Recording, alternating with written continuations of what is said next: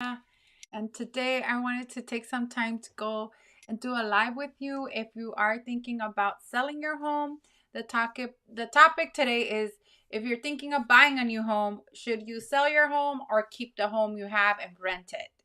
As I told you personally, I've done it both ways. I've done it where I um, sell my house to purchase another home, and I've done it where this time I am going to keep the home I'm currently living in, and I am going to move into a new house and rent this out. When you rent, so I'm going to go over that in this video. There are a few things. Number one, you have to be willing to, if you want to keep the house, you have to be willing to be a landlord. And there are certain different types of ways you can rent your home now. A lot of people are looking into short-term rentals, and that in itself it's a whole way of renting your home, and it would be beneficial if it's something that's close to you. So, for example, if your new house and your old house are close to each other, because you would have to be going in and out to make repairs and check on the property quite often. So that's one way of renting out homes.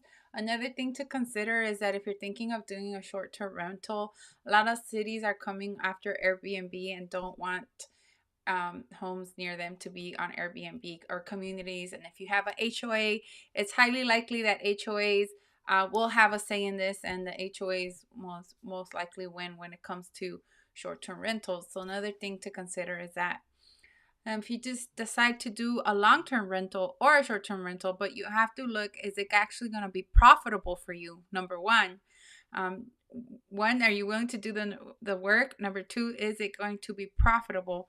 And there's ways to do this. Number one, you want to look at the rents on like Facebook Marketplace for a house similar to yours.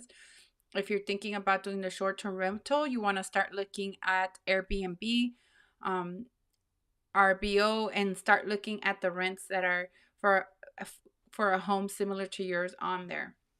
You want to also look at who could actually come here.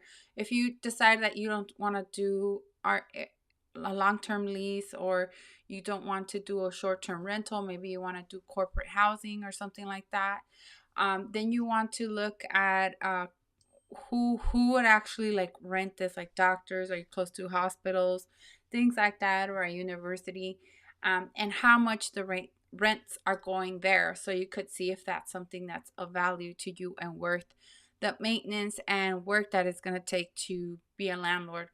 And apart, if you decide to do a long-term rental, contact me. As possible, I could refer you to a property management company in your area if that's something that you want to have someone else manage and you don't actively want to be a landlord.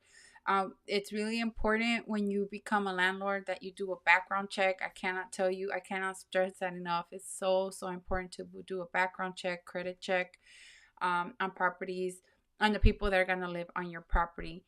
And then have a really good contract that protects you and also has all the rights that a tenant should have, and it's something that's legal in California, because in California there are a lot of rules that um, you have to make sure you know. Like, for example, one simple thing I see a lot recently is landlords want to take 3 or 4 months deposit for rent. That's actually not legal in California. So if you start doing things that might put you in a situation where you could be in trouble, you know, and you don't know what you're doing, you might end up spending more money on court claims and things like that. If And remember, there are some people that are purposely trying to get a Airbnb to sue people, and there's people that are just looking to sue and or look to find a place and not pay rent, unfortunately.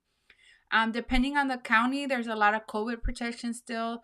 COVID protections rules in California that allow a person to move in and not have to pay rent if they, for the time being. You could take them to court later on, but if they say they have a COVID related hardship, then you cannot collect the rent. You have to take them to court for that. So these are a few things to think about if you have a house, you want to buy another house, and you don't know if you want to sell it or keep it.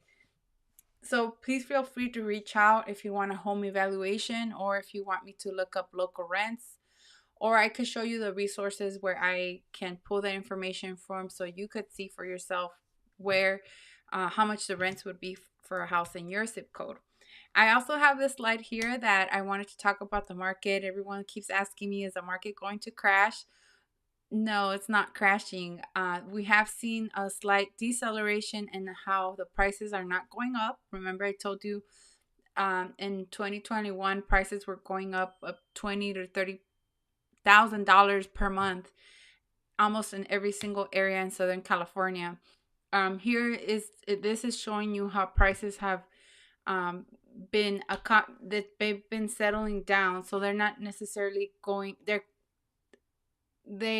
is such little supply of homes available that it's sustaining prices. They've come down a little bit, but they're still not going to a place um, like a crash, so to speak. I think it's a really slight correction.